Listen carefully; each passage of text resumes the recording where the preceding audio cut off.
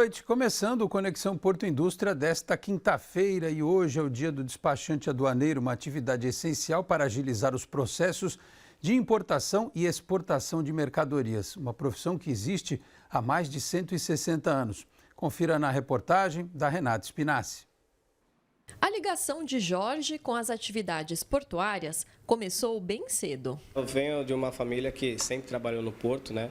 Meu pai é despachante aduaneiro, meu tio também é despachante aduaneiro, meu irmão, meus primos, muita gente da família trabalha com o desembaraço, né? Minha tia é até fiscal também da Receita Federal, então eu sempre tive esse gene na família, né? Todo mundo sempre trabalhou aqui na área, aqui no porto. Desde 1850, atuando no Brasil, o despachante aduaneiro é um profissional que contribui com o desembaraço de mercadorias em importação e exportação. O despachante aduaneiro consegue orientar aqui o importador que quer comprar mercadoria lá fora em todos os segmentos que passa para ele conseguir chegar com a carga aqui, desde a compra, desde a pesquisa dos órgãos anuentes que tem que dar para poder, quando chega a carga aqui, liberar essa carga e não ficar presa, né, de algum empecilho que tenha de,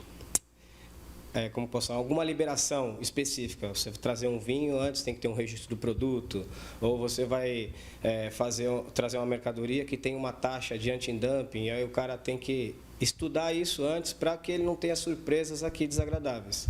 Além como direcionar vários setores, como o marítimo, se ele for trouxer carga marítima, ele tem que fazer a cotação marítima, tem o armazém, tem a Marinha Mercante, tem a Receita Federal, todos esses órgãos a gente faz a liberação para o cliente para poder chegar nele. E a gente faz estudo previamente, para que ele não tenha nenhuma surpresa. Marcos também está nessa função há mais de 30 anos.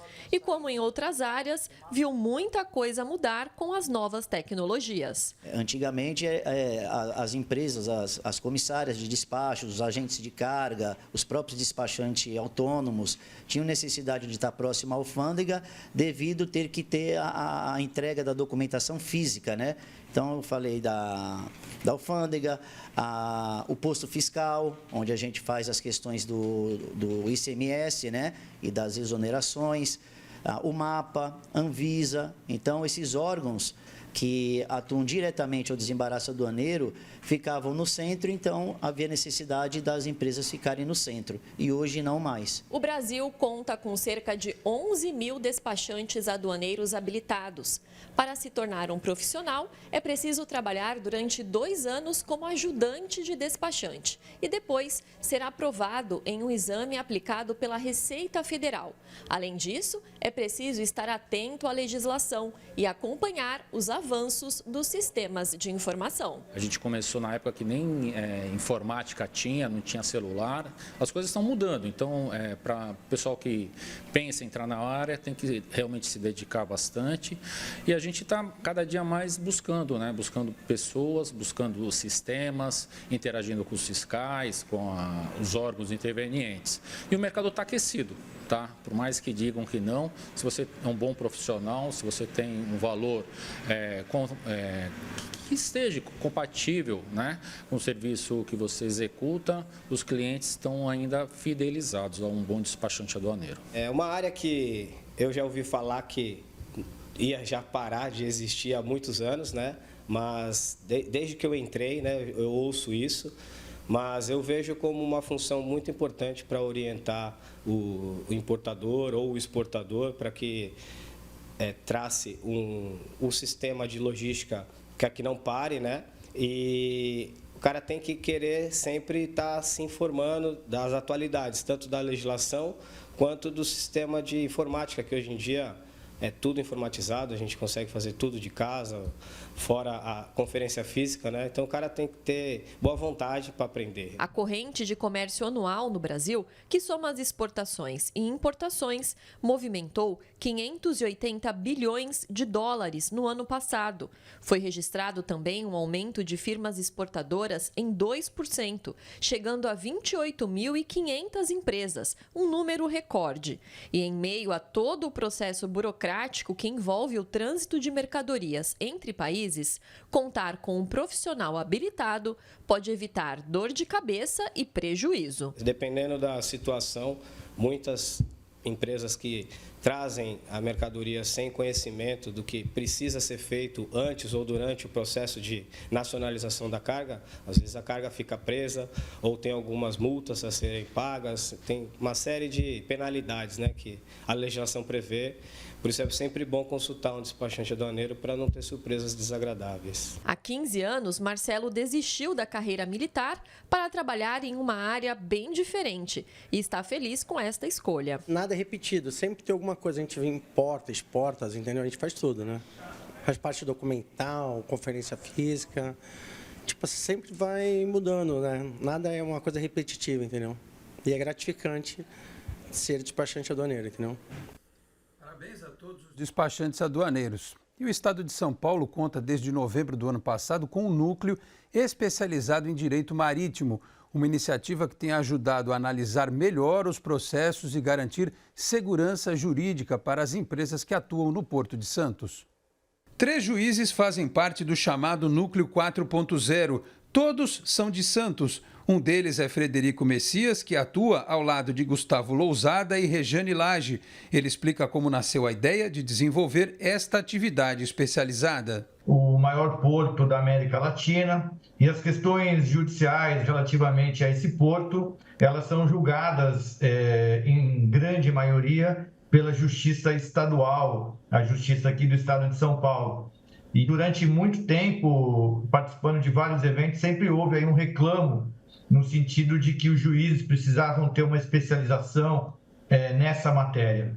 E aí, então, surgiu essa ideia, ela foi gestada aí durante quase 9 meses e conseguimos implantar o núcleo. Então, é um núcleo especializado para a condução de processos que digam respeito a essa temática, marítimo, portuário e aduaneiro. Nós somos formados por 3 juízes com o objetivo de prestar uma melhor atividade jurisdicional, respondendo à altura à especialização que essa matéria exige do julgador. Segundo o juiz, o núcleo não tem apenas a missão de agilizar os processos. O principal é analisar as questões de forma técnica e de maneira cuidadosa. Antes do núcleo, essas demandas elas eram processadas nas varas normais, nas varas cíveis normais, aqui de Santos, do Guarujá, de São Paulo, enfim, espalhadas aí pelo estado inteiro, na medida em que essas matérias não estão restritas apenas à área do porto molhado, porque nós temos também os terminais secos, né? Aqueles que não estão ali no costado do canal do porto. E essas demandas eram, então, tratadas pelos juízes das varas cíveis. O que aconteceu com a criação do núcleo, como ele é 100% virtual e ele tem uma competência no estado de São Paulo inteiro, é que essas demandas, então, passaram a ser direcionadas ao núcleo especializado. Nós começamos em 27 de novembro do ano passado, tivemos o recesso de final de ano, então, efetivamente, temos aí um mês em que as demandas ficaram sem ser encaminhadas para o núcleo. Então, do ponto de vista da demanda, nós temos o número esperado. Hoje devemos estar aí com base, trabalhando com 200 processos tramitando no âmbito do núcleo.